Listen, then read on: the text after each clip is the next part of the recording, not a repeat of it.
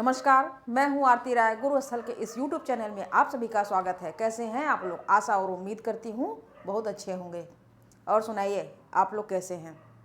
पढ़ाई हो रही है? याद हो रहा है? 2-4 दिन गैप हो गया है, मतलब अंतराल हो गया वीडियो जाने में। ठीक, तो चलिए कोशिश करूँगी मैं वीडियो लगातार डालूँ, है ना। तो आज की जो हमारी विषय वस्तु है वह सिंधु घाटी सभ्यता के अंतर्गत नगर नियोजन है। नगरीकरण आप जानते हैं कि सिंधु सभ्यता एक नगरीकरण है, ठीक। और इस नगरीकरण को, ये जो एक नगरीकरण जो शब्द आया है, यह किसने नाम दिया होगा? एक गार्डन चाइल्ड विद्वान हैं, उन्होंने यह नाम दिया था, ठीक। तो आज ज़रा हम मोबाइल ले आए हैं तो कुछ लोगों की मैं नाम पढ़ देती हूँ, क्योंकि अक्सर करके मोबाइल मेरे पास नहीं रहता तो मैं नाम नहीं पढ़ पाती हूँ, तो सोच रही हूँ कुछ नाम पढ़ देती हूँ, ठीक। चलिए देखिए, सबसे पहले इसमें है धर्मेंद्र राय। आप देखिए, मैं जितना भी नाम पढ़ूँगी एक एक लोगों की एक एक लाइन बात नहीं पढ़ूँगी, मैं सबका सिर्फ नाम पढ़ रही हूँ। आप सभी लोगों ने बहुत अच्छी अच्छी बातें कही है, मुझे अच्छा लगता है कि देखिए जितने नाम मैं पढ़ सकती हूँ मैं पढ़ूँगी, ठीक। धर्मेंद्र राय, पीयूष यात्री, प्रिंस गुप्ता काफ़ी प्रभावित हैं मेरे वीडियो से, उन्हें अच्छा समझ में आता है, ठीक। एक रंजना पासवान है, रंजना पासवान भी काफ़ी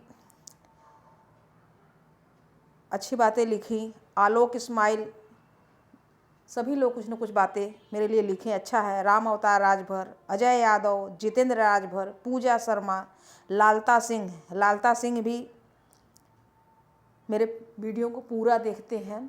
अच्छा, एक बात हमें पता चली कि जब मैं अपलोड करने के लिए देती हूँ, जो हमारे यहाँ श्रीमान हैं वो बता रहे हैं कि बहुत सारे लोग वीडियो को पूरा नहीं देखते।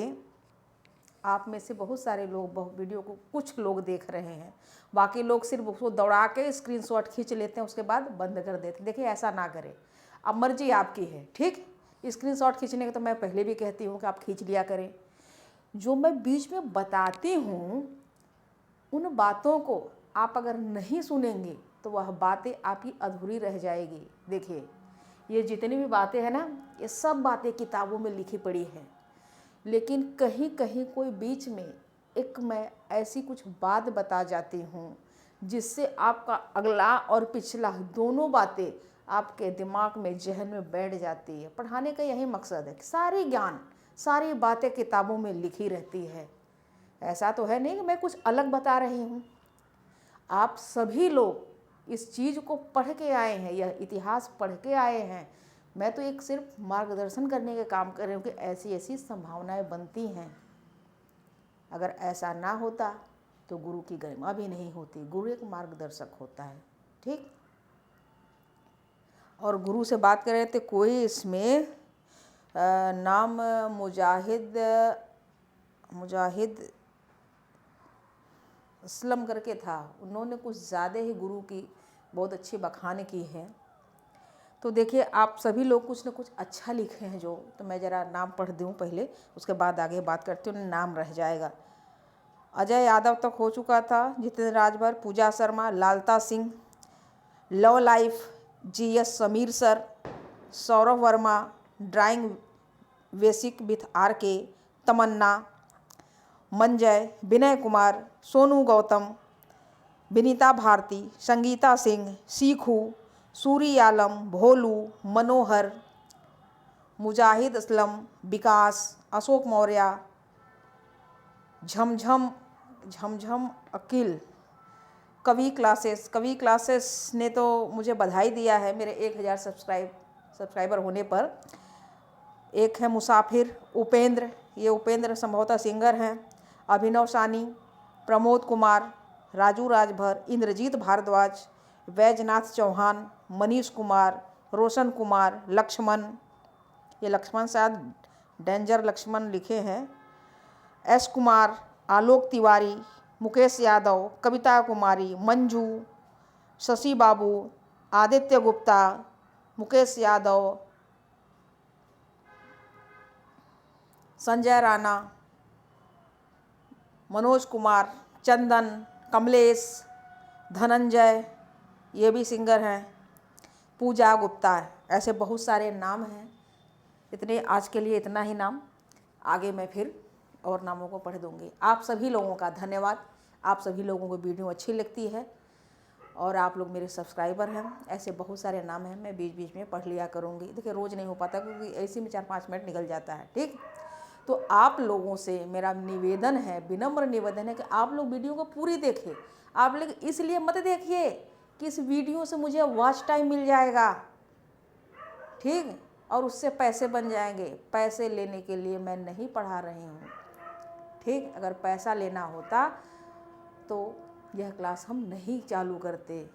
मैं तो पूर्णतः निःशुल्क यह क्लास चला रही हूँ और जो भी विषय की मैं चला सकती हूँ आने वाले समय में मैं चलाऊँगी और वह निःशुल्क होगा आप सबके लिए।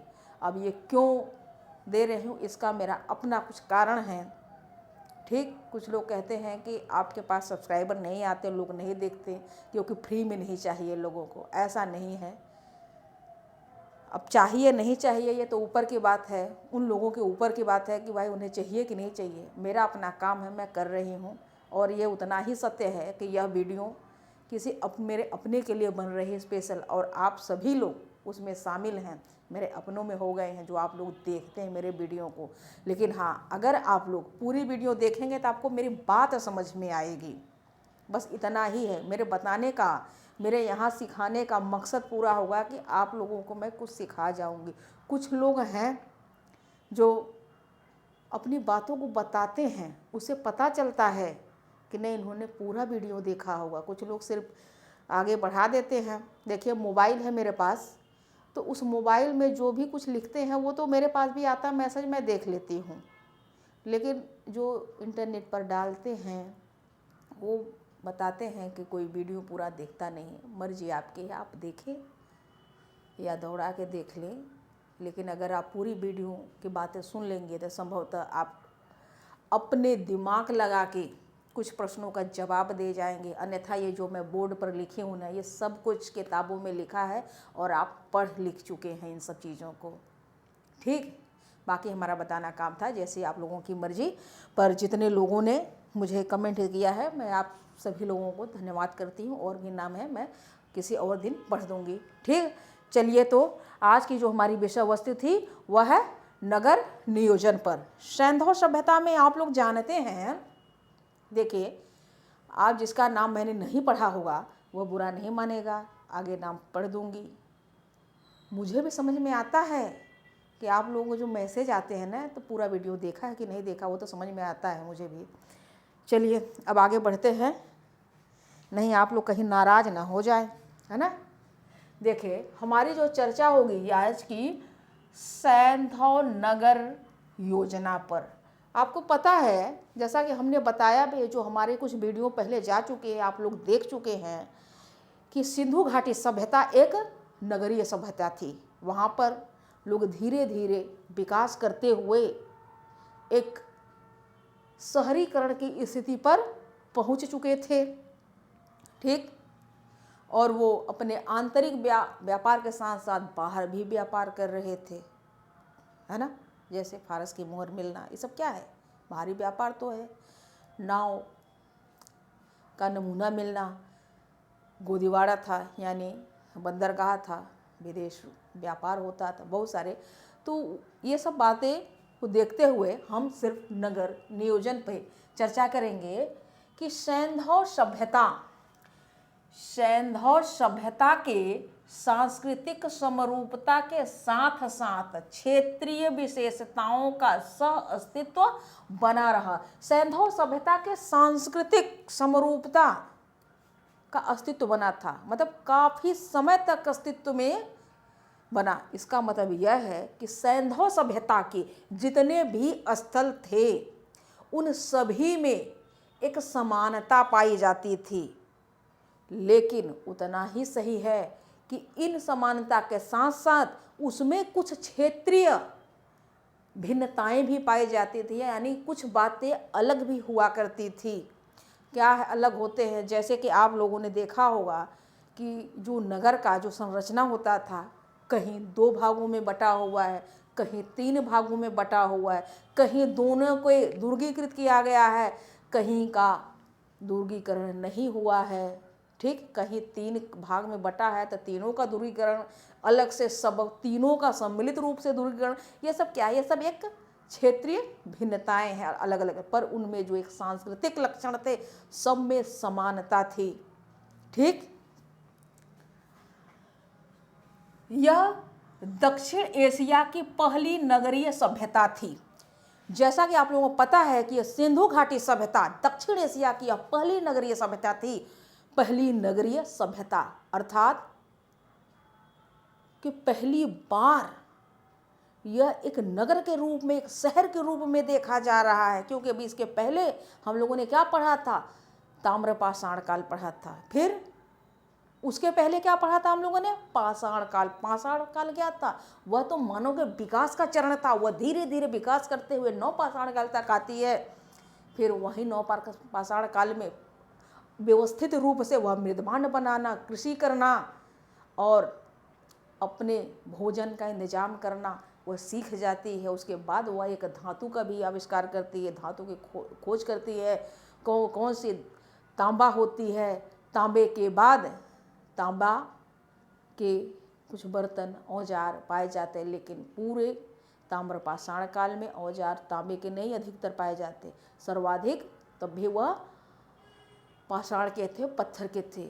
वहीं ताम्र संस्कृतियों, कई सारी संस्कृतियों का जन्म हुआ, आपने देखा रंगपुर संस्कृति, ठीक, कायथा संस्कृति, जोरवे संस्कृति, ऐसे बहुत न जाने हमने आहार संस्कृति बना, बहुत सारे संस्कृतियों का हमने पढ़ाया। ठीक, तो ये संस्कृति आते आते एक इतना और विकास हो गया था, वो सारे के सारे ग्रामीण थे, ग्रामीण समाज था, यह भी ग्रामीण समाज था, पर इसमें से करीब 10-12 ऐसे स्थल थे जहाँ नगरीकरण की स्थिति पर पहुँच चुके थे। इन सब में अपनी अपनी कुछ न कुछ भिन्नताएं देखने को मिलती है।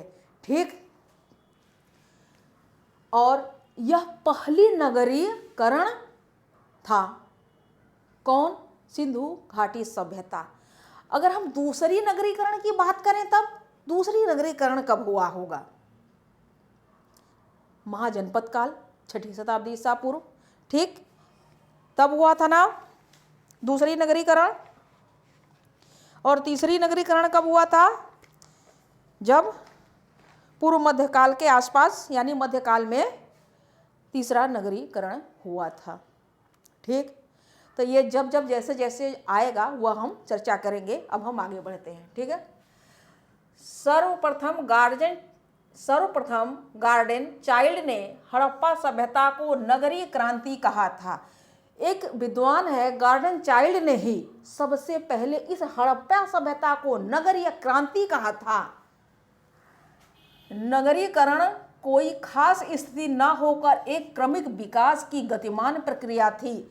यह जो नगरीकरण है एक दिन में नहीं हुआ था, यह कोई खास स्थिति भी नहीं होती, यह एक विकास की गतिमान प्रक्रिया थी। वह विकास धीरे धीरे गति करते हुए आगे बढ़ा था। आपको हमने चरण भी बताए थे, स्तर भी बताए थे, कैसे प्राक हड़प्पा, विकसित हड़प्पा, उसके बाद उत्तर हड़प्पा, यानी पतन वाला काल। भी तो हम पतन पढ़ेंगे। यह धीरे धीरे हुआ था। ठीक, हड़प्पा सभ्यता की सबसे प्रमुख विशेषता उसकी नगर योजना है, ठीक ना, तथा स्वच्छता एवं जल निकास संबंधी विशेषता है। हड़प्पा सभ्यता की सबसे प्रमुख विशेषता उसकी नगर योजना है, उसकी जल निकासी का जो उसने काम किया, जल निकासी जो बनाया इसने बढ़िया से, उसकी जो सड़कें समकोण पर काटती हैं। ठीक, ये सारी की सारी चीज़ें, ये देखिए नगर योजना में हम बात करें तो जल निकासी संबंधी विषय यहाँ पर मैं यहाँ बना दे रही हूँ, थोड़ा सा देखा करिए। ठीक,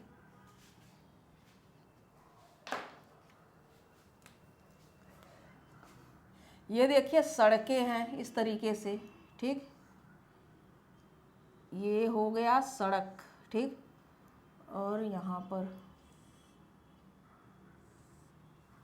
अब इसमें कुछ कमरे आते हैं ऐसे, ऐसे बने, और कमरे कितने, 4-5, इनके अपने नालियाँ होती थी। और ये क्या है, ये सार्वजनिक नाली है, ये पूरा का पूरा रोड है, ठीक, ये पूरा का पूरा रोड है और ये सार्वजनिक नालियाँ हैं। और ये नालियाँ एक दूसरे के समकोण पर कटती थी और इसे ग्रिड पद्धति या ग्रिड प्रणाली कहते हैं, ठीक।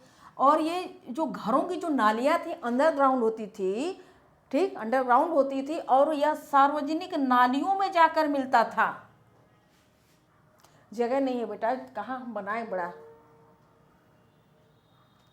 चलिए मैं अलग से ही बनाती हूँ। अभी जैसे ये ख़त्म होता है ना, मैं एक बार फिर से समझाऊंगी, रुके रहिएगा, ठीक है ना। सैंधव सभ्यता के लगभग सभी स्थल, सैंधव सभ्यता के लगभग सभी स्थल जाल पद्धति ग्रिड प्रणाली पर संरचित थी। यही जाल पद्धति है, देखिए सभी, ठीक है ना। इस तरीके से जो बना हुआ था जाल पद्धति ग्रिड प्रणाली पर, यहाँ के सड़कें एक दूसरे को समकोण पर काटती थी। सैंधव सभ्यता के जो सड़कें थे एक दूसरे को समकोण पर काटती थी, ठीक। सभ्यता के लगभग सभी स्थल दो भागों में बटे हुए थे, दो भागों में बटे हुए थे। हमने यहाँ पर आपको पहले भी बताया था, दो भागों में बटे हुए थे। एक भाग को गढ़ी क्षेत्र या दुर्ग क्षेत्र कहते थे, और यह जो भाग होता था यह आकार में छोटा होता था, जो गढ़ी और दुर्ग क्षेत्र था। इसे यह कि ये क्या पश्चिम में आता था, ये पश्चिम में आता था। और इसे क्या, इसको इधर वाले को निचला शहर कहते थे। जो बड़ा भाग होता था इसे, ये पूर्व में, इसे पूर्व में इसे निचला शहर कहते थे। अर्थात कि यह यहाँ पर जो पश्चिम में जो गढ़ी क्षेत्र था वह संभ्रांत लोग यानी कि धनी लोग रहा करते थे, और यह जो निचला शहर था यहाँ सामान्य नागरिक रहा करते थे, ठीक। और इसमें, और ये जो निचला शहर है आकार में बड़ा था, और यह दुर्गी का, ये दुर्ग वाला जो गढ़ी क्षेत्र था वह आकार में छोटा था। और यह निचला था, निचला क्यों, क्योंकि यह ऊंचा नीचा था थोड़ा सा, जैसे ये ऊंचा है और यह नीचा है, यह नीचा है। अच्छा ये बताइए, एक तर्क की बात करें, ये तो ये जो निचला शहर है यह पूर्व में आता है, ठीक, यह पूर्व में हुआ, पूर्व। अगर यह निचला शहर ऊंचा बन गया होता तो जो ये निचला शहर जो बड़ा क्षेत्र है जहाँ पर सामान्य लोग रहते, अगर यह ऊंचा बन गया होता तो ये इधर जो बड़े धनी लोग रहते थे गढ़ी क्षेत्र में, तो ये क्या हो जाता, यह नीचा होता। तो क्या होता, अगर इधर सूर्य मान लीजिए निकल रहा, तो यहाँ की जो रोशनी थी यह पूरब वाले इलाके यानी निचला शहर पे पड़ती। अगर निचला शहर ऊपर होता तो क्या होता, इधर जो पश्चिम वाला जो गढ़ी क्षेत्र है वहाँ पर सूर्य की रोशनी ठीक से नहीं पहुँचती, क्योंकि वो तो परछाई में आ जाती। ऐसा तो ऐसा सोच करके भी इन लोगों ने बनाया होगा, हो सकता है कि जो सामान्य लोग हैं, जो निचले जो है ज़मीन है उनकी निचला है, तो वहाँ उनसे सूर्य की रोशनी होते हुए पश्चिम की तरफ आ जाती थी संभ्रांत लोगों के पास। एक ये भी बात है, ठीक।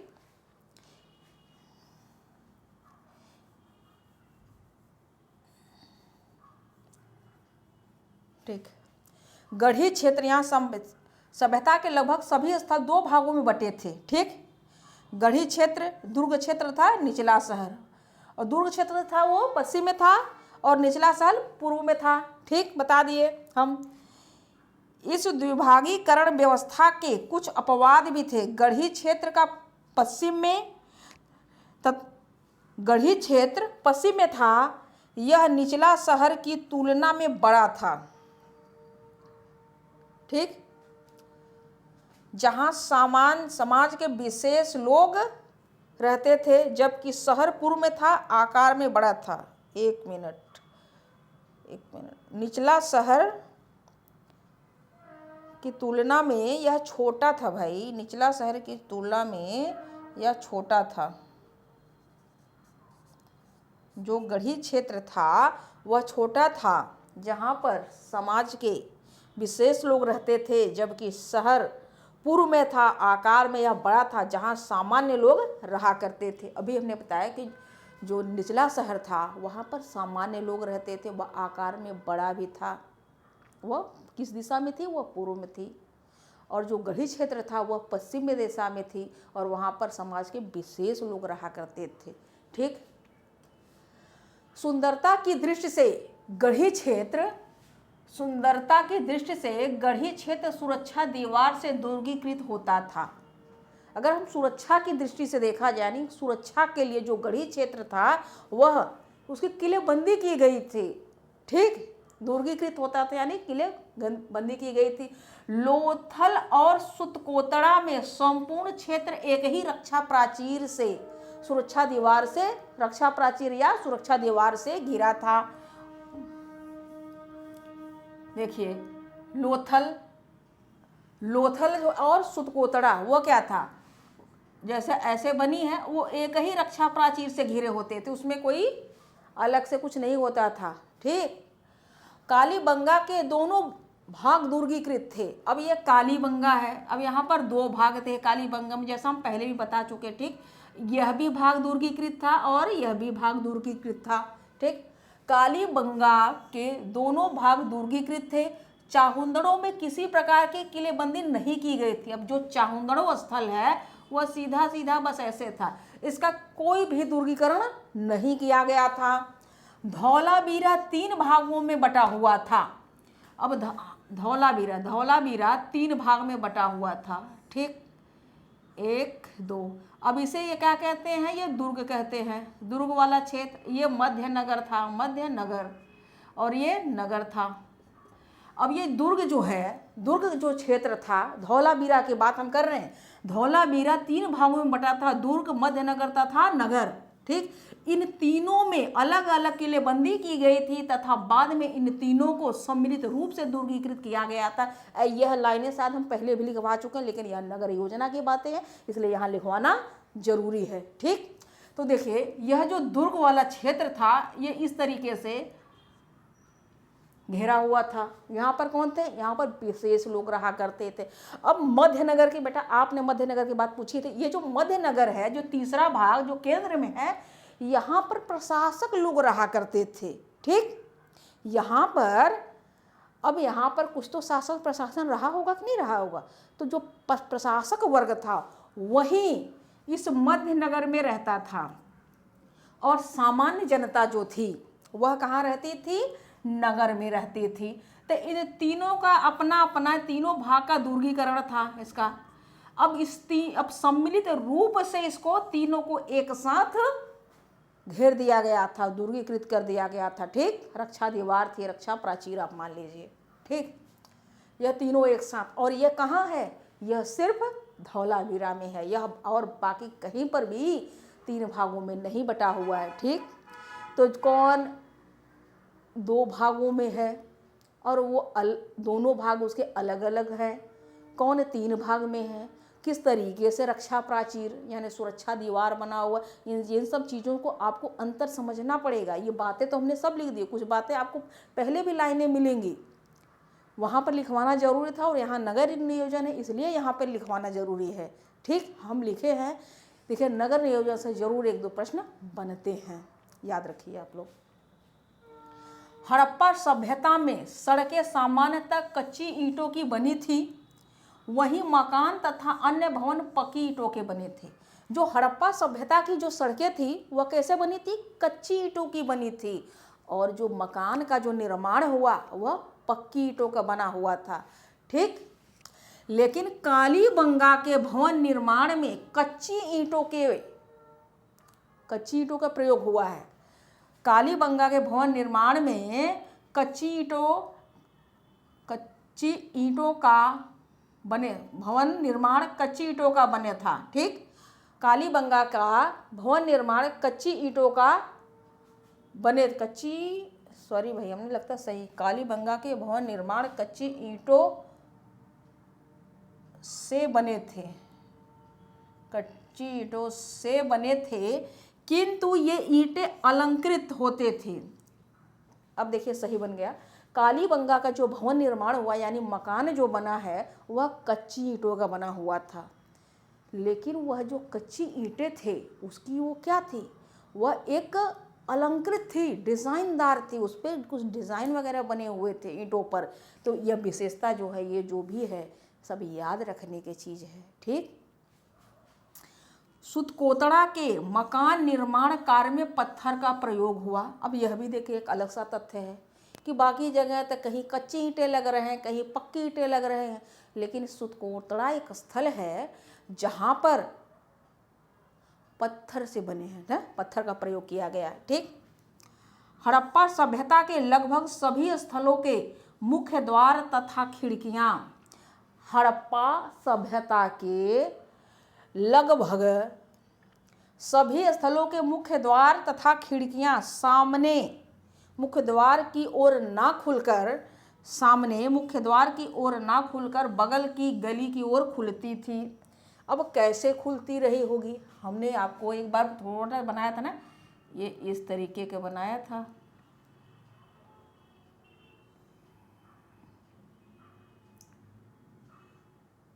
ये है भाई, बड़ा बना दे हैं, थोड़ा बड़ा बनाए तो समझ में भी आए। यह देखिए, ये वाला हिस्सा क्या हो गया? रोड है। ठीक, रोड। अब इसके एक तरफ और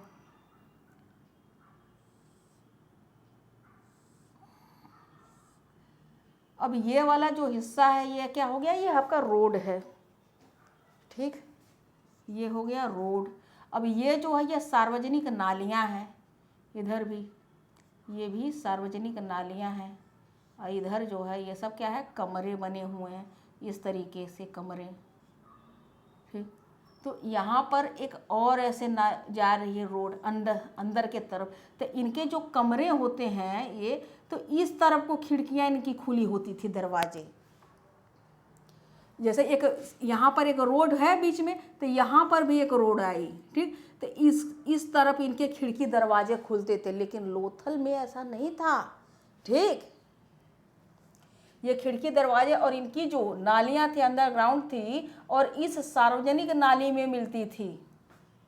ठीक, अगर नहीं समझ में आया तभी मैं इसको जब ख़त्म करूँगी ना, तो मैं फिर से एक बार चित्र बनाती हूँ, आप लोगों को समझाती हूँ, क्योंकि मेरा काम है समझाना। मुझे भी लग रहा है कि मैं यहाँ चित्र बना के ठीक से नहीं बता पा रही हूँ।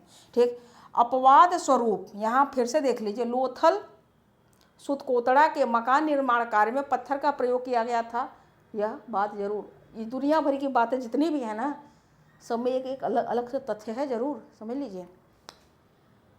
हड़प्पा सभ्यता के लगभग सभी स्थलों के मुख्य द्वार तथा खिड़कियां सामने मुख्य द्वार की ओर ना खुल के, गली वाली बात, यहाँ जो गली है ये गली बनी, इसमें इसकी खुलती थी। ठीक,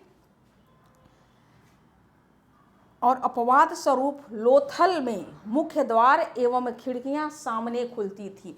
यहाँ पर ये जो है ये रोड है, इस तरफ इनकी द्वार और खिड़कियां खुलती थी लोथल में। ठीक,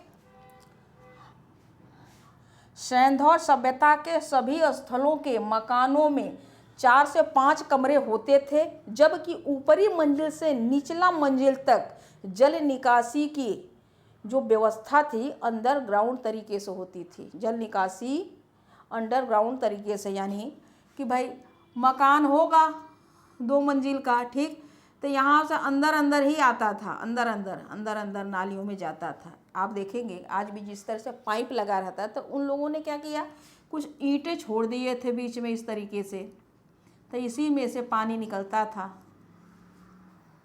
ठीक, एक बार फिर से दोहरा देती हूँ मैं।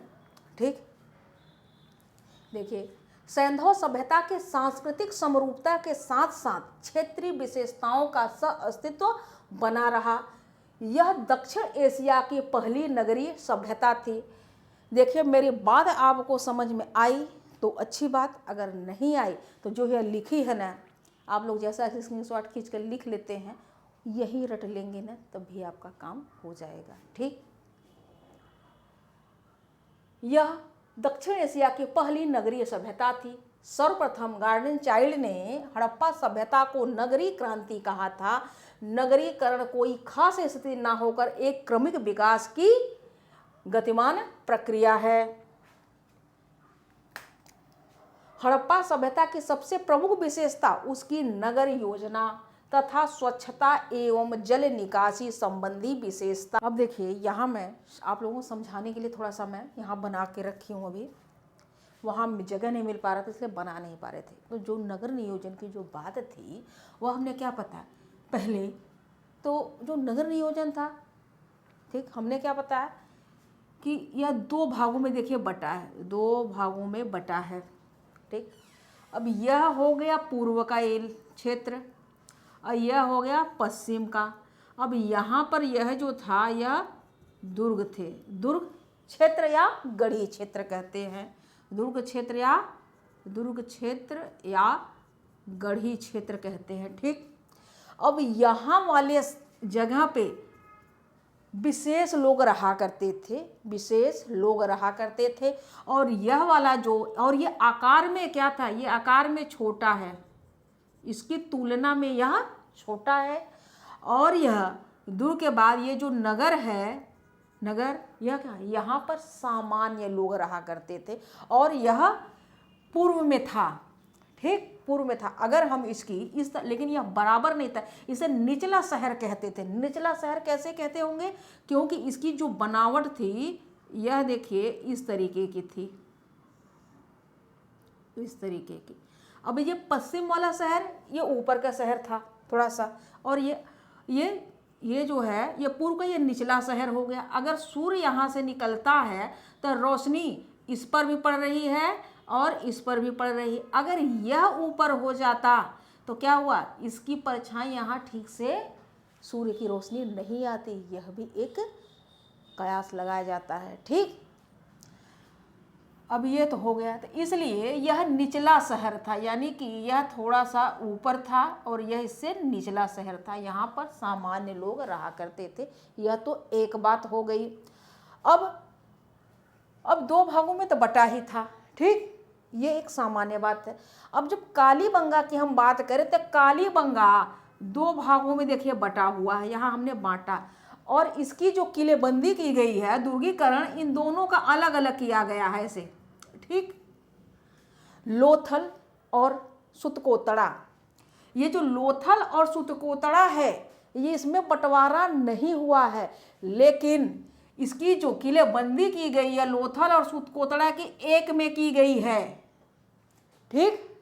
अब वही धौलावीरा की हम बात करें, धौलावीरा, तो धौलावीरा एक अकेला है जिसमें 3 भागों में बांटा गया है। यहाँ पर देखिए इसको कहते हैं दुर्ग क्षेत्र, यहाँ पर विशेष लोग थे। यह है मध्यनगर, मध्यनगर, यहाँ पर प्रशासनिक लोग रहा करते थे, यानी उनके आवास थे। अब ये है नगर, नगर, यहाँ पर सामान्य लोग रहा करते थे, जनता थी, ठीक। अब इन तीनों का अलग अलग दुर्गीकरण किया गया था, तीनों का अलग अलग दुर्गीकरण किया गया था। इसके बाद तीनों को सम्मिलित रूप से दुर्गीकरण किया गया था, तीनों को सम्मिलित रूप से रक्षा प्राचीर से घेर दिया गया था।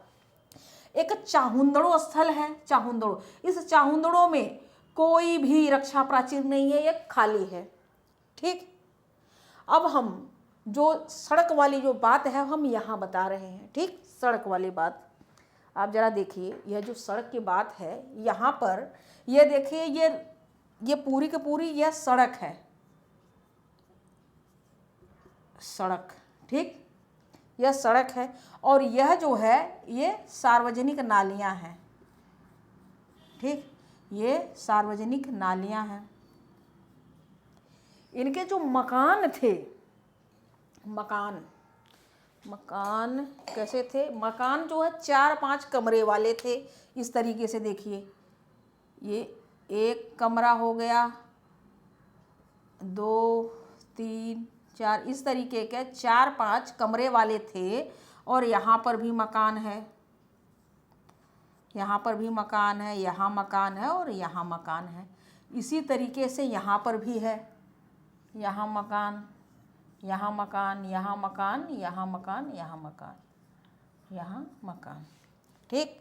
तो हम यही बता रहे हैं कि यह जो है इसकी यह जो नाली है, इन मकानों की नालियाँ अंडरग्राउंड ऐसे होती थी, ऐसे, ठीक। अंडरग्राउंड होती थी, और ये जो सार्वजनिक नाली है इसमें आकर के यह मिलती थी। यहाँ पर जगह जगह डस्टबिन भी लगा रहता था कि जो कोई भी गंदा गुबार आए, कचरा आए तो इसमें फंसा रहे और निकाल के हटा दे, पानी आगे जाती थी। ठीक, तो यहाँ की जो नालियाँ इसमें अंडरग्राउंड यहाँ मुख्य सार्वजनिक नाली में मिलती थी। अब ये तो मकान है 4-5 कमरों के, अब ये जो काले काले हम बनाए हैं, तो इनके जो खिड़की और दरवाजे, ये क्या है, ये गली है। ठीक, ये गली है, ये तो आपका मुख्य सड़क हो गया, मुख्य सड़क है ये, लेकिन यह गली है। तो इनके जो खिड़की दरवाजे होते थे वो इस तरह से खुलते थे। ठीक, इस तरह के खुलते थे, लेकिन वहीं लोथल में ऐसा नहीं है। लोथल में जो मकानों के दरवाजे हैं वो सीधे इस तरफ हैं, मकान के दरवाजे और खिड़कियां इस तरफ सामने मुख्य सड़क पर है। यह बात क्या समझ में आई?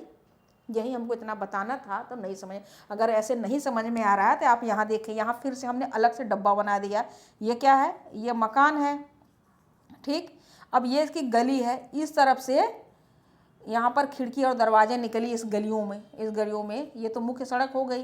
ये मकान है 4-5 कमरों के, 2-2 मंजिला, 1-1 मंजिला। ठीक, लेकिन यही अगर हम लोथल की बात करें तो लोथल का जो दरवाजा खिड़कियाँ इस तरफ सीधे मुख्य सड़क पर आ रही है, ये मुख्य सड़क है। आशा करती हूँ कि अब आ जाएगा। दरअसल पहले मेरे पास जगह नहीं था इसलिए हमने नहीं बताया। अगर जो भी इस वीडियो को पूरा देखेगा संभवतः वो समझ जाएगा कि मैं क्या बताना चाह रही हूँ। ठीक, तो इतना तो हो गया है ना। अब हमने अपने तरीके से समझाने का प्रयास किया।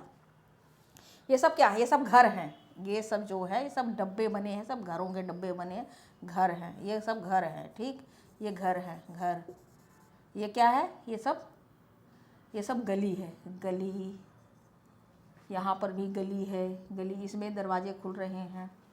ठीक, क्या ये बात समझ में आई है? आ सकती है।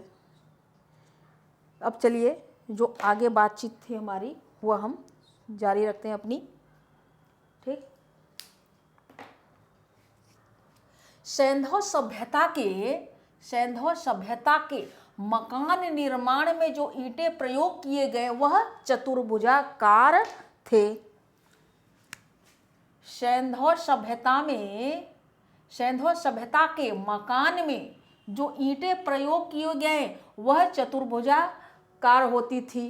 ठीक, सभी प्रकार के ईंटों की एक विशेषता होती थी, उसका वह जितने भी सैंधव सभ्यता में जो ईंटें हैं उनके अपना एक निश्चित अनुपात होता था, निश्चित आकार प्रकार में थे।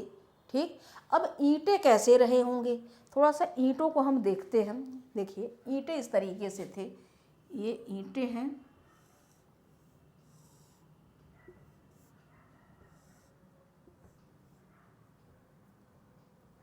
इस तरीके से ईंटें बने हुए थे। ठीक है ना, इस तरीके से ईंटें थे, इस तरीके से कुछ ईंटें बने रहे होंगे। ईंटें का सही चित्र बनी है, हाँ सही है। ठीक, इस तरीके के ईंटें रहे होंगे अपने। इनके जो आकार प्रकार में अधिकांश आयताकार थे, जिनकी लंबाई और चौड़ाई मोटाई समान अनुपात में 4:2:1 था। अगर इसकी हम बात करें तो यह 4 होगा। ठीक, और ये वाली जो भाग है ये क्या इतना 2 रही होगी, और इसकी जो ये वाली इतनी यह 1 रही होगी। ठीक, अगर समझ में आए तो ठीक। ईंटें हमसे ठीक से नहीं बन पा रहा है, बनाने की कोशिश कर रही हूँ। ठीक, ये ईंटें हैं, कुछ इस तरीके के बनते थे भाई, किसी ने, हाँ बना कुछ इस तरीके के ईंटें बनते थे। चलिए जाने दीजिए, ईंटें बन नहीं रहे हैं, कोई बात नहीं है। अब फिर से देख लीजिए, सभी प्रकार के ईंटों की एक विशेषता थी कि वे निश्चित अनुपात में बने थे, अधिकांश आयताकार थे, जिनकी लंबाई और चौड़ाई मोटाई अनुपात 4:2:1 था। यही बात आपको याद रखनी है। ठीक, ये इतना ही कि ईंटों की जो लंबाई थी 4:2:1। ठीक, हड़प्पा सभ्यता के लोग सामान्यतः सुंदरता पर नहीं बल्कि उपयोगिता पर बल देते थे। हड़प्पा सभ्यता के जितने लोग भी थे वह सुंदरता पर विशेष बल नहीं देते थे, वह उपयोगिता पर बल देते थे। कैसे? क्योंकि इनके पास जो भी वस्तुएं थी ना सब सादा मिली। अब सादा क्यों मिली? क्योंकि ये एक वणिक वर्ग थे, एक व्यापारी थे। इनको जो भी अपनी जरूरत की चीज़ें थी उसी पर ध्यान देते थे, फालतू की साज सज्जा पर नहीं देते थे। आजकल की तरह कमाए अठन्नी खर्च करे रुपया वाली बात ऐसी नहीं थी। यह वणिक वर्ग था, यानी एक व्यापारी वर्ग था। इनके जितने भी बाट मिले हैं सभी जगह समान अनुपात में मिले हैं। 16 या 2 4 6 है ना, 16 के गुणांक 16, फिर 16 के बाद क्या था 32 64 इस तरीके करके मिले थे। कालीबंगा में अलंकृत ईंटों का प्रयोग हुआ है। ठीक, यहाँ पर यह बात बताई जाए हड़प्पा सभ्यता के लोग सामान्यतः सुंदरता पर बल नहीं देते थे बल्कि उपयोगिता पर बल देते थे, क्योंकि इनके बर्तन प्रायः सादे होते थे और अपवाद स्वरूप कालीबंगा में अलंकृत ईंटों का प्रयोग हुआ है। सभ्यता मुख्य सड़क के दोनों किनारों पर, सभ्यता मुख्य सड़क के दोनों ओर सार्वजनिक नालियां बनी थी। यही सार्वजनिक नालियां हैं दोनों तरफ, ठीक, बनी थी। और घरों की व्यक्तिगत नालियां, अब यहाँ यह नाली है, ठीक, ये नाली है, इस वाले नाली में मिल रही है। व्यक्तिगत नालियां सार्वजनिक नालियों से जुड़ी होती थी। अपवाद स्वरूप कालीबंगा से सार्वजनिक नाली का अभाव है, यानी कालीबंगा में कोई भी नाली नहीं पाई गई है, सार्वजनिक नाली नहीं है। ठीक, जल निकासी की ऐसी व्यवस्था से अनुमान लगाया जाता है कि सैंधव सभ्यता में निश्चित रूप से कोई ना कोई नगर पालिका कार्यरत रही होगी, क्योंकि जल निकासी के साथ साथ स्वच्छता बनाए रखने के लिए सड़कों पर जगह जगह कूड़ेदान एवं गड्ढों का साक्ष्य मिला है। यानी हमने बताया ना कि यहाँ पर कूड़ेदान इस तरीके से बनाए जाते थे, गड्ढे कर दिए जाते थे साफ सफाई के लिए, कि कोई कुछ ऐसे नहीं कभी वो चिप्स खा लिया तो नीचे गिरा दिया, है ना, आइसक्रीम खा लिए तो रेफर नीचे गिरा दिए, ऐसा कुछ उस समय नहीं, बस स्वच्छता था। 18वीं सदी के अंत तक स्वच्छता संबंधी ऐसी व्यवस्था यूरोप में लंदन तथा पेरिस में भी देखने को नहीं मिलती। इस समय का काल, यानी कि जो अभी हम पढ़ रहे हैं सैंधव सभ्यता का जो काल का जो भी व्यवस्था या देखने को मिली वह लंदन पेरिस में भी नहीं मिली है। ठीक, सैंधव सभ्यता के नगर योजना एवं स्वच्छता संबंधी यही व्यवस्था उसकी समकालीन अन्य सभ्यताओं से श्रेष्ठ बनाती हैं। जो ये सब चीज़ें थी, इसके साथ जो अन्य सभ्यताएं दूसरे जगहों पर थे, मिस्र की सभ्यता, मेसोपोटामिया की सभ्यता और जो भी सभ्यताएं थीं, कोई भी इसकी बराबरी नहीं कर पाई। ठीक, यहाँ पर जो लेखनी थी वह कैसी थी? यहाँ पर लेखनी तो भाव चित्रात्मक थी ना, अभी हम लोग लिपि पढ़ेंगे आगे, उसमें हम देखेंगे। ठीक, ये बहुत बड़ी विशेषता है। ठीक, यह एक बहुत बड़ी विशेषता, एक बार इसके हम दोहरा देते हैं। सैंधव सभ्यता के मकान निर्माण में जो ईंटें प्रयोग किए गए वह चतुर्भुजाकार होती थी। सभी प्रकार के ईंटों की एक विशेषता थी कि वे निश्चित अनुपात में बने थे और अधिकांश आयताकार के थे, जिनकी लंबाई चौड़ाई तथा मोटाई का अनुपात इतना था। यानी आप बस इतना याद रखिए कि ईंटों की जो नंबर थे, ईंट कैसे थे, 4 2 1, इतना याद रखेंगे ना तो भी हो जाएगा। वैसे आप लोग पढ़े लिखे हैं, बुद्धिमान हैं, आप लोगों को पता होगा। ठीक, हड़प्पा सभ्यता के लोग सामान्यतः सुंदरता पर नहीं बल्कि उपयोगिता पर बल देते थे। क्यों? क्योंकि इनके यहाँ जो बर्तन पाए गए वह सादे पाए गए। इसके अपवाद स्वरूप अगर हम कालीबंगा में अलंकृत ईंटों का प्रयोग हुआ है। ठीक, सभ्यता मुख्य सड़क के दोनों ओर, सभ्यता के मुख्य सड़क, सिंधु सभ्यता के जो है सड़क जो थे दोनों ओर सार्वजनिक नालियां बनी थी, डस्टबिन बना हुआ था, मतलब गड्ढे वाले भी साक्ष्य पाए गए, डस्टबिन के रूप में रहा होगा। ठीक, जल निकासी की ऐसी व्यवस्था से अनुमान लगाया जाता है कि सैंधव सभ्यता में निश्चित रूप से कोई ना कोई नगर पालिका, क्योंकि इतनी अच्छी व्यवस्था है, साफ सफाई का ध्यान दिया जा रहा है, तो इसका मतलब कोई नगर पालिका वाली बात रही होगी। नगर पालिका जैसे आज में नगर पालिका है ना, वैसे वहां पर भी कोई नगर पालिका रही होगी। और कालीबंगा में सार्वजनिक नालियां देखिए नहीं पाई गई हैं, सभी जगह तो नालियां हैं, है ना। हमने बताया था कहीं लकड़ी के नाली मिले थे, कहीं कुछ के बने थे, लेकिन आप प्रश्न पूछ सकता है कि कहाँ पर नाली नहीं पाया गया, वह कालीबंगा होगा। ठीक, 18वीं सदी के अंत तक स्वच्छता संबंधी ऐसी व्यवस्था यूरोप में, लंदन तथा पेरिस में भी नहीं देखने को मिली। यूरोप, लंदन में भी ऐसी व्यवस्था नहीं देखने को मिलती है।